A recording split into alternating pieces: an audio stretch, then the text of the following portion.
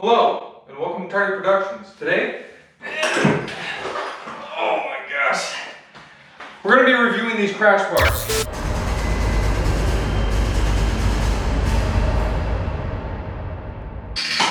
These crash bars right here, 150 bucks or 130 bucks or whatever you find them on Amazon for. Are they worth buying? We're going to find out.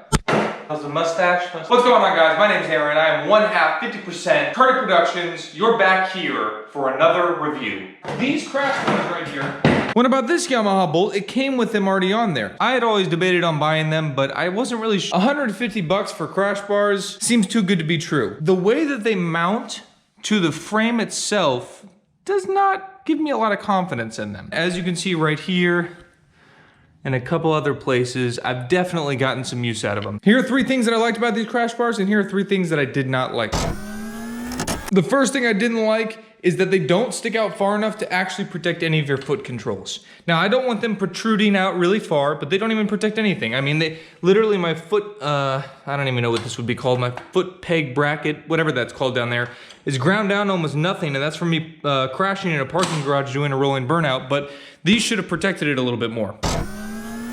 The second issue I have with them, the first crash where I had any amount of speed and I laid the bike down, they bent back on both sides. They used to be completely flat. They would run that way. So they bent back probably about 15 degrees. And it's happened on both sides, so it's not just that one side.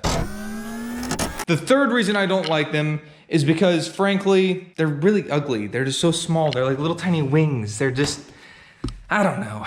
They're just ugly. I would have even preferred the broomstick style, you know? I mean, it's not my first choice, but it's not my last choice. Now that we've got all the negatives out of the way, let's move on to the positives. The things that I loved about these crash bars. The things that I couldn't resist. Number 1, they are cheap. They're so cheap. It's 150 bucks. Really put these to the test. I have crashed these things, dropped them, thrown them across the concrete. I have beat the crap out of these crash bars. And they're not broken. They actually stopped the bike from being broken. And the biggest thing that they did stopped my shift lever from going into this plate. Because on my old Yamaha Bolt, that happens almost immediately. The number 2 thing that I've liked about these is actually the exact opposite of what I said in the dislikes. And that is, they're low profile. You really don't notice them unless you notice them. Now when you do, you're like, oh, those meh. But they're really low profile. I mean, from here, you can't even see them. So that is a thing that I have liked about them a little bit, is because it's almost like I'm not running crash bars. My last and final reason on why I love these crash bars, it really has made me more confident as a rider.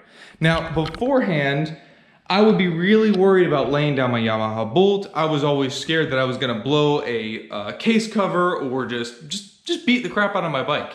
But with these crash bars, I have really grown as a rider. I mean, I'll throw in clips of me drifting and I'll lay the bike down, and I would have never done that before if I would not have had crash bars. Now, I've dropped this bike, like I said, in a parking garage doing a rolling burnout, and it slid far. I mean, it slid very far. It did this much damage. And I would have never learned rolling burnouts. I would have never learned how to drift. I would have never learned any of that stuff if I would have not had these crash bars on here.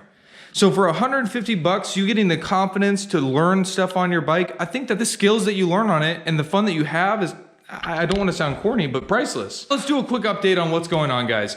Clearly my seat is gone. The Saddleman seat is gone. Sent it back. One of our subscribers is actually going to be buying it pretty soon. Alex, I want to do a huge shout out to you. He has helped me through the entire process of getting my seat remade, originally made, everything. Alex, if you're buying a seat from Saddleman, call Alex. Our poor neglected Z125. Now, I picked this bike up for an undisclosed price because I'm selling it. So if you guys are in the market for a Z125, you live in the Florida area, and you're willing to either drive or pay for shipping, you could buy this bike. Right now, I just ride my Yamaha Bolt, and I get some fun out of Haley's bike, and I think I could get the same experience that I get out of the Z125 out of this Honda Rebel. Now, we're gonna be building that Honda Rebel up again, and I have super fun plans for that. That's gonna be a fun bike. But the Z125 has got to go. I've got big plans. I'm going to be buying something really cool to help the channel out so you guys can get a better experience. Either way, enough of the Z125. Let's move on to the next bike. So, Haley's S40 Boulevard. Oh, this bike is awesome. I'm really excited about it. We figured out that the starter relay is bad. The starter's okay, but the starter relay has gone out. So every time I start this bike, I have to jump start it, which is terrible. So we're gonna get a new relay for it. It's already in the mail, but Haley just got her motorcycle's license and a license plate and registered this bike. So she is gonna be riding this thing legally, but all of that doesn't matter because the episode is over. I'm Aaron, this is Tardy Productions. I will see you guys in the next one. Thank you for bearing with me. It's been a busy week, homework's terrible, I'm exhausted. At this point, I'm just rambling in the garage by myself. Just by myself in this garage. I'm just losing my mind. Goodbye, I'm Aaron, this is Tardy Productions, good night.